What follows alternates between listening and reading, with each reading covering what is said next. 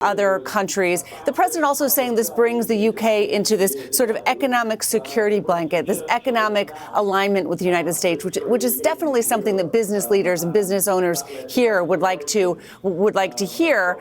The big outstanding issue, though, is still China. You heard the president mention that 2 of his emissaries will be going to Switzerland to talk with Chinese officials this weekend. But that is really the big trade problem that Americans will feel and American businesses are already starting to feel. So no developments on that other than talks this weekend, beginning talks, and this framework of a deal with the UK.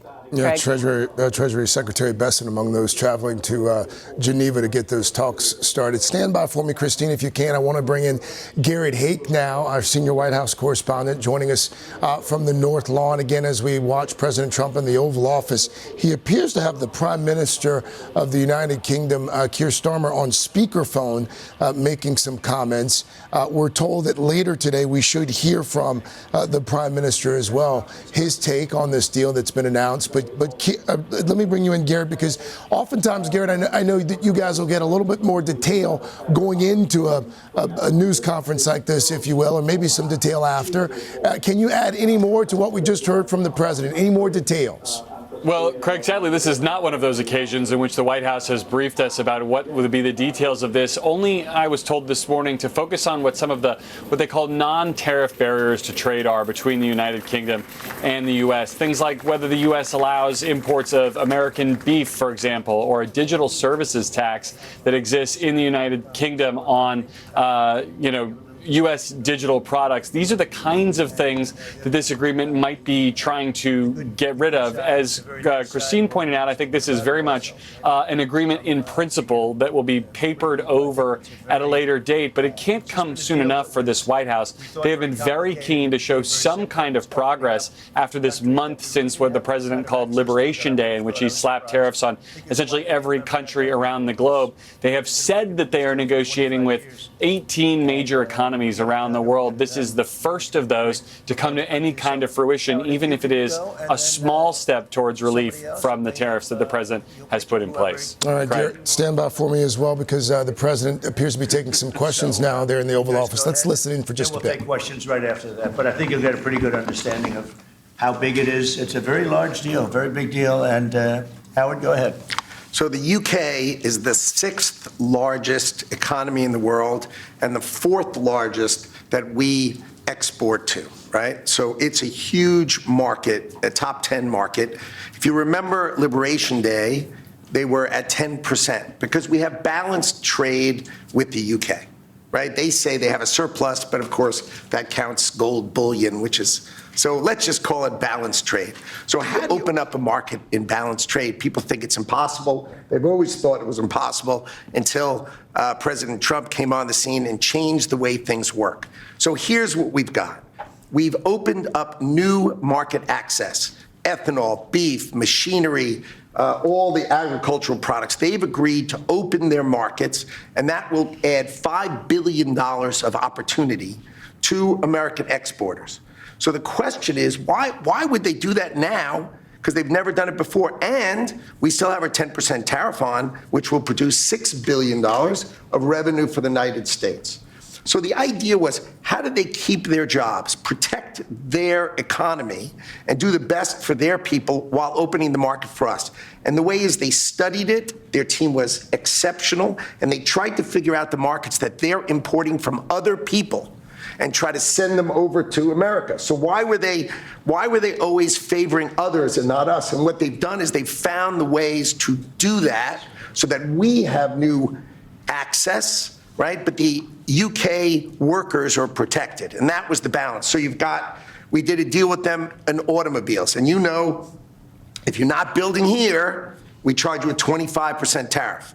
But the president, and by the way, I want to make this clear, while Jameson and I worked hard, this was the president's deal. And people think, oh, that's not the way it works. If you got to sit next to him, I have the best deal maker to my left. And if you don't think that we take advantage of him calling the prime minister and getting that deal done, you don't understand who's the president of the United States. So he's the closer. He gets deals done that we could never get done because he understands business, he understands deals, And that's why we're here today. So he agreed they could send 100,000 cars into America and only pay a 10% tariff.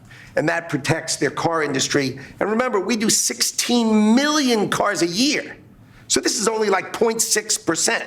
But for the UK auto people, this is tens of thousands of jobs that the president agreed that he would protect for them. So he made that deal, right? Then steel and aluminum, right? Their steel business has been destroyed like everybody else has been destroyed by people dumping steel into their markets. And British Steel had announced it was closing down. So the British government, as part of this deal, nationalized British Steel, and they're going to match the kinds of models we do. They'll put tariffs on, they'll put quotas on. They want to do it with America so they can be part of the resurgence of steel and aluminum in America, and that saves them, again, thousands and thousands of jobs. So if you go step by step, aero and commercial planes, they sell Rolls-Royce engines to Boeing. We've agreed to let Rolls-Royce engines and those kind of plane parts to come over tariff-free. And what you're going to hear today is there's going to be an announcement in the UK that they are buying $10 billion worth of Boeing planes later today. But I'm going to let the name of the airline announce it because that's theirs to do it. Part of this deal was always to do it together and to do it strong. And you can see the numbers on this board. Everything about this board works exceptionally well for the United States of America. It lays out the plan that you can work with us in autos. You can work with us with aero and commercial. You can work with us in pharmaceuticals. All right, there's the Commerce Secretary, Howard Lutnick, there, heaping some praise on his boss, but also adding a bit more detail to that announcement that we heard from President Trump just a few moments ago, this trade deal with the United Kingdom. Christine Romans is back with us, our business correspondent. Christine, we've got another minute or so here. Sure. What do you make of what we just heard from Secretary Lutnick in terms of how all of this is going to work, what it's going to mean for the United States, what it's going to mean for our British friends?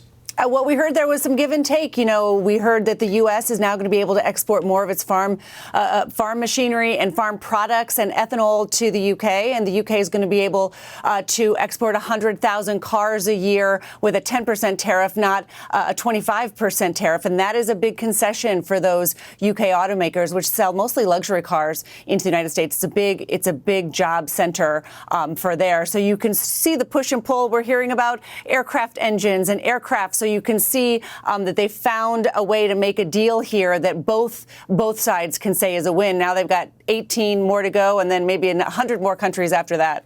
And the Secretary also promising an announcement with regards to planes being purchased from the United States as well, from Boeing. So we'll find out more about that a little bit later. Christine, thank you. Thank you as well for joining us for this special report. You can find more on our streaming channel, NBC News Now, and online at NBCnews.com. I'm Craig Melvin. This has been an NBC News special report. No one give offers. You saw that stack of offers I showed you yesterday for all those countries.